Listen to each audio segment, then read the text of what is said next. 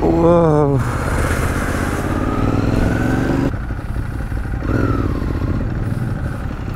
Putain mec, tu te mets devant pour faire chier le monde.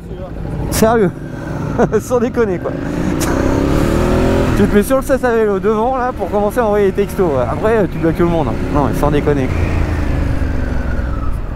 Oh punaise.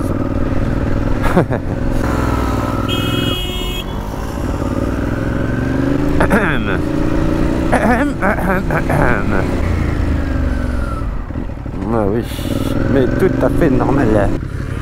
What the...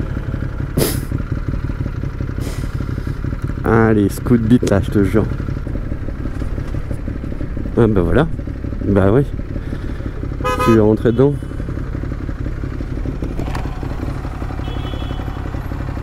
Vous voyez ce genre de situation là, faut vraiment faire super gaffe à Paris les gars. Quand vous êtes en mode interfile là, c'est hyper dangereux. Il y a des gens qui, voilà, comme lui là, qui a décidé de faire demi-tour. Ça, faut vraiment faire gaffe les gars. Même la police, elle se met sur le sas à vélo, c'est abusé ça quand même. Franchement les gars, vous savez que j'ai rien contre vous la police, hein. Moi je vous aime beaucoup, hein, mais montrez l'exemple, c'est primordial. C'est sûr que si on voit la police sur les sas à vélo, je vois pas pourquoi les autres se mettraient pas sur le sas à vélo. Il y a un moment où on se décale bien pour laisser une distance de sécurité avec le cycliste. Wow. Wow. Ok. Coursier quoi. C'est son métier. Oh. J'espère qu'il le fera suffisamment longtemps. La dernière fois, je sors de chez moi, passage piéton. Ça je gère, c'est pas mon premier passage piéton, ça va, je m'en sors. Là, il y a un mec qui arrive en vélo, très vite, trop vite. Il y a des mecs qui vont trop vite en vélo. T'as envie de les attraper et leur dire ça y est, passe-le le permis moto, cousin, ça y est. Salut. Yes, c'est moi. Enchanté mec. Ah bah écoute, enchanté. Salut, ciao ciao. Trop gentil. Ça va, ta femme, elle a pas trop peur là-dessus? Non, moi j'adore les motos. Ah ouais? Putain, j'aimerais bien, on va changer de femme alors, je te file la mienne, hein, je déconne. Il y a beaucoup de concepts, des fois de présenter Paris, l'architecture, etc. Ouais. C'est incroyable. Ah bah écoute, je vais continuer, mais des fois j'ai pas le temps, mais ouais, ça marche. Ouais, c'est vrai qu'il faudrait que je reparle un peu plus d'histoire. C'est juste que ces temps-ci, j'ai moins le temps de bouquiner. Et c'est vrai que vous raconter des trucs que tout le monde sait, c'est pas forcément très intéressant. Mais promis, je vais m'y remettre. Je vais vous retrouver des petites anecdotes pas très connues. Aujourd'hui, je vais vous parler de la raison pour laquelle la plupart des appartements et des maisons sont surévalués. Alors il y a deux grandes raisons pour ça. La première raison déjà, c'est que tous les propriétaires pensent que leur maison ou leur appartement, on va dire leur bien, valent plus que ce que ça vaut vraiment. Et forcément il y a un affect. Les gens, ils ont passé du temps dedans, ils ont vu leurs enfants grandir. Souvent ils ont fait quelques petites rénovations et bon bah ils considèrent que leur appartement ou leur maison vaut beaucoup plus que ce que ça vaut vraiment. Donc déjà on part sur une base qui est déjà un peu trop haute.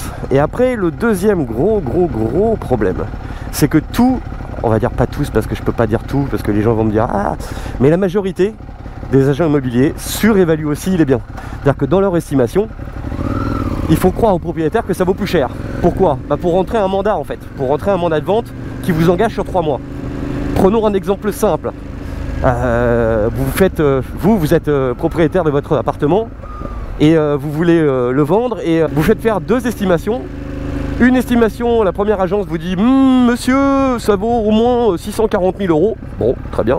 Et puis la deuxième estimation, c'est monsieur, je pense que ça vaut 600 000. Avec qui vous allez signer? Avec qui vous allez signer? Bah, vous allez forcément signer avec l'agence qui vous fait croire que ça vaut 640 000. Et en fait, ça fausse complètement le marché parce que déjà, le propriétaire en veut trop cher et en plus, l'agent immobilier surévalue le bien pour rentrer le mandat. Et donc, on se retrouve avec des tarifs qui sont en fait pas du tout en corrélation avec le prix du marché, ce que ça vaut vraiment. Et en fait moi je fonctionne pas comme ça, vous me connaissez pas bien entendu, mais moi je fonctionne au réseau. Alors c'est à dire que je fonctionne différemment, je ne frappe plus aux portes, je n'appelle plus les gens, je ne fais plus du listing, j'attends qu'on m'appelle, je suis sur mon lit et je reçois les textos. Salut!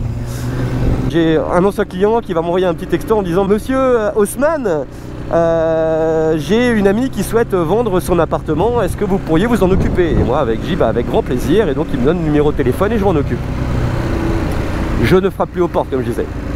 Et en réalité, c'est bien parce que ça crée tout de suite une sorte de confiance, parce que quand vous référez quelqu'un, en général, la personne elle a tendance à vous croire, puisque 99% de mes clients sont contents de ce que je fais.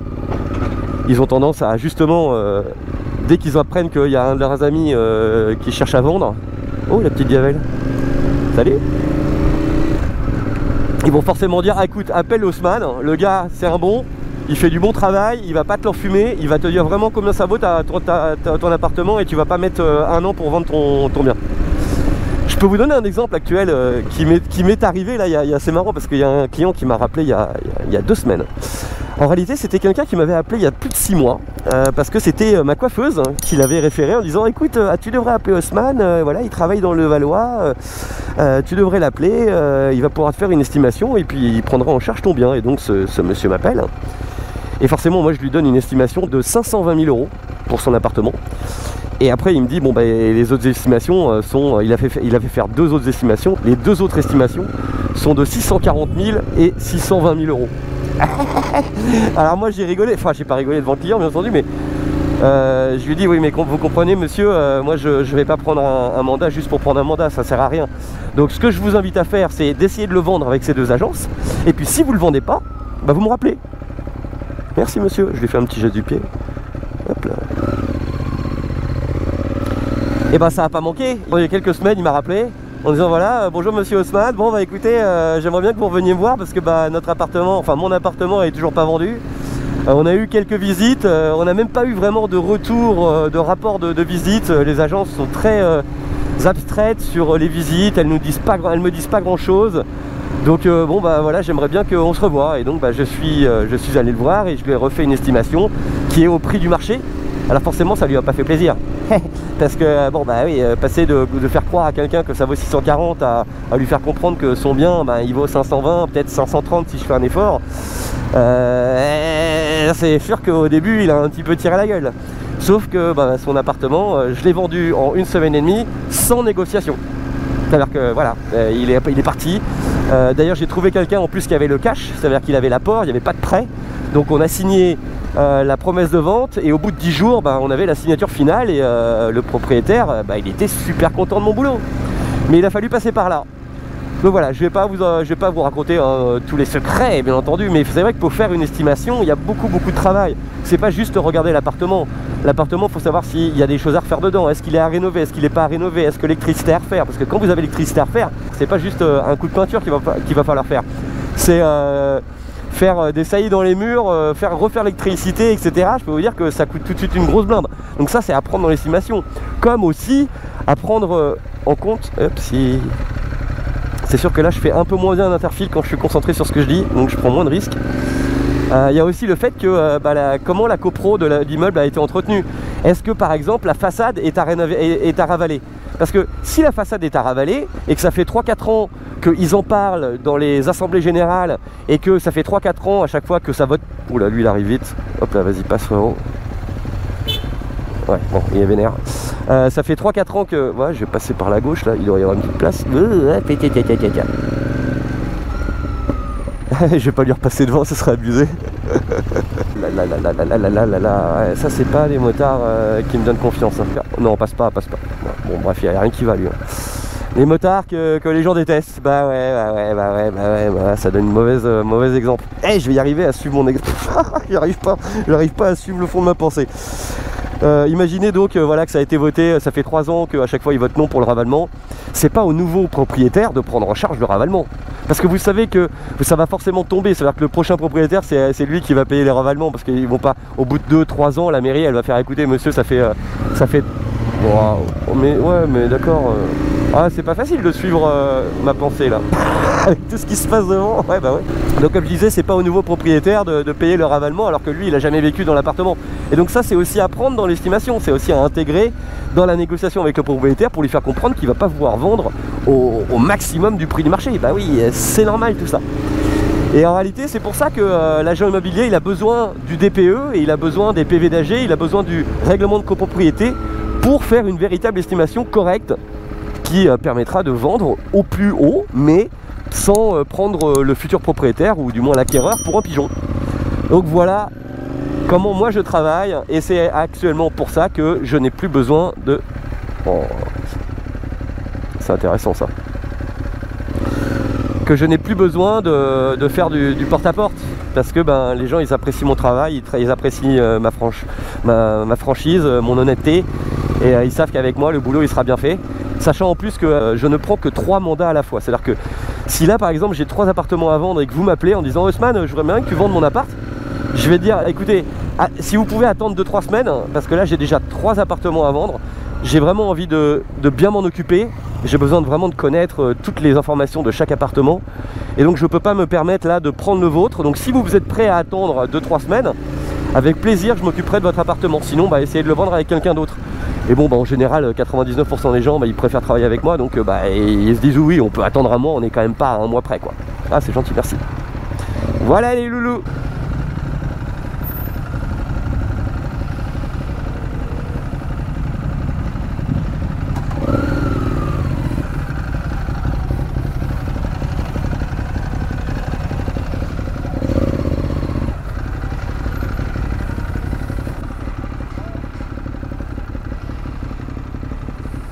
Je scanne pour un panneau M12 mais...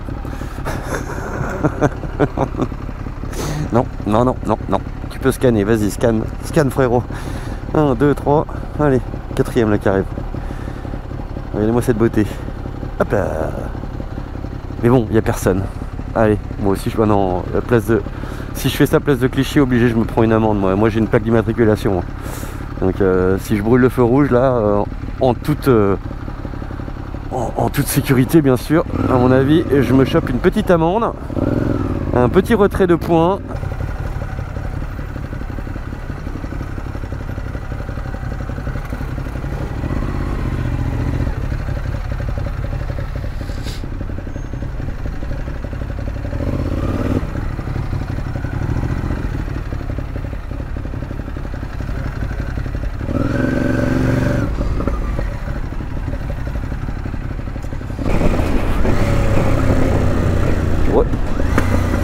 Le vélo il passe, Théma je passe. Hop, tac, on pose pas le pied. Oh il est trop cool lui, merci. Hop, on fait un petit V, j'y arrive. Ah non ouais là le vélo il passe mais moi je passe pas là.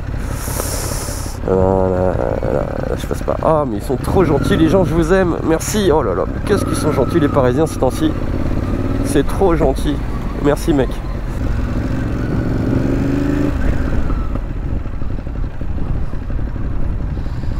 Ah il a besoin de courir le loulou. Le chien il est là, je m'en fous des feux, je veux courir, joue à la balle avec moi.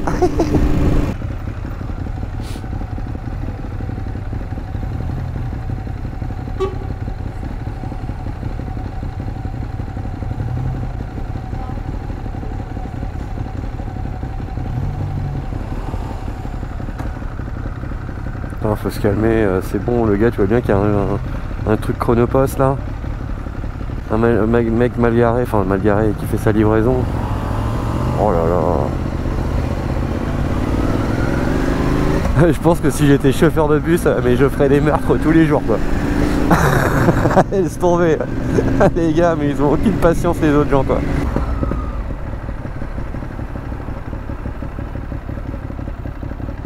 C'est fou qu'elle est.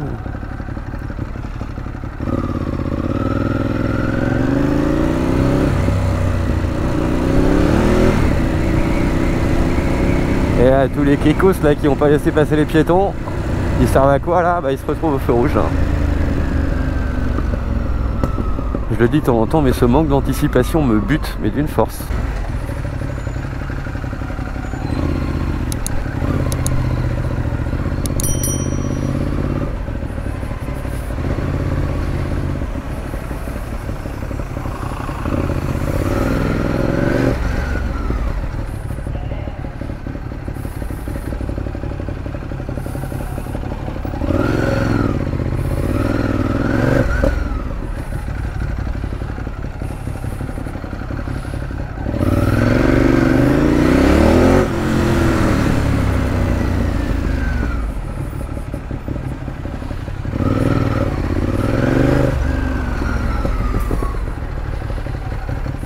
Ils le font exprès les gens à rouler sur double voie là ou quoi? C'est pas possible.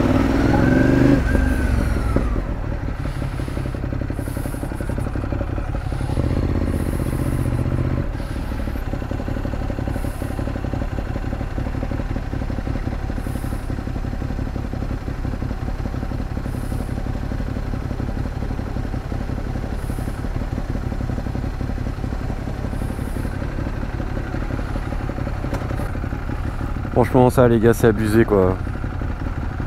Se mettre sur la voie pour vélo comme ça à l'arrache. Ça par contre les cyclistes franchement je vous comprends là.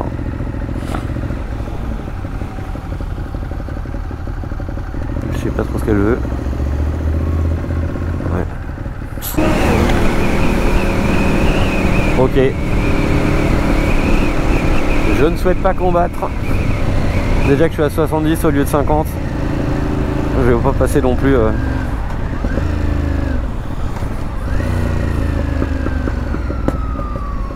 Tiens, prends-toi 2-3 pétards dans ta gueule.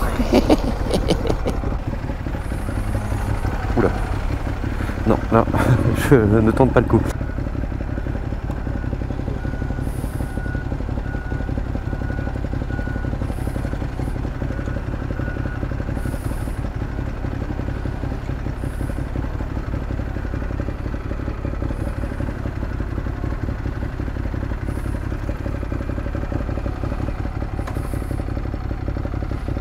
Sans commentaire.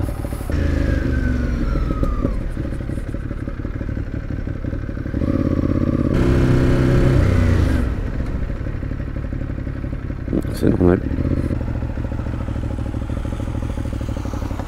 Mais elle est en sens interdit la dame.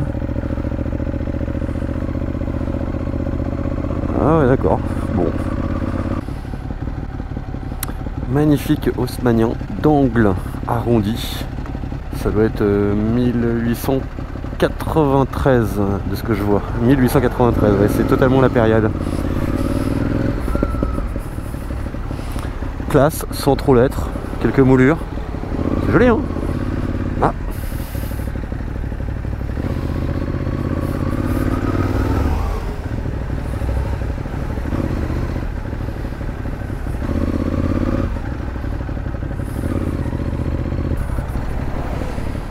Oh, la vieille féfé cabriolet, s'il vous plaît. Attention, ça rigole pas.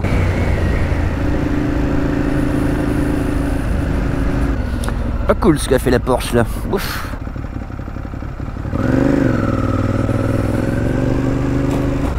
What the... Oh ouais d'accord, le gars il a pas vu qu'il y avait... Comment il a dit de se faire peur.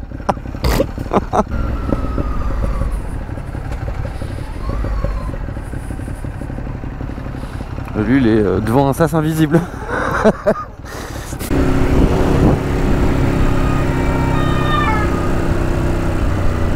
Alright, je vais presser. Oh l'arc-en-ciel, est-ce que vous pouvez le voir avec ma caméra qui se fait un peu vieillette maintenant. Et il démarre pile à l'Elysée. Ouais, tu me diras, ils ont plein de thunes là-bas, donc ça me dérange, je trouve ça normal. C'est logique. Franchement, c'est le palais de l'Elysée qui est juste derrière, là, à gauche. Il y a des jours où c'est dur de parler, les gars. Je viens d'apprendre le décès d'une très bonne amie à moi. Elle a 36 ans, cancer. Elle s'est battue pendant 2 ans. Elle avait tellement mal qu'elle a décidé de partir. Elle habite à Londres, donc elle avait l'occasion de pouvoir faire ça. Donc ouais, je suis un peu chamboulé. Prenez soin de vous, les gars. Hein. Franchement, prenez soin de vous. Et profitez de la vie aussi. Ça passe super vite. J'ai 43 ans, j'ai l'impression d'en avoir vécu même pas 20.